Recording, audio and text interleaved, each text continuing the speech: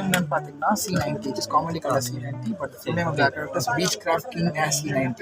It is an amphibious aircraft which means like it can take off and land both on the seas and also on the plains. Okay, this is the basic view of cockpit.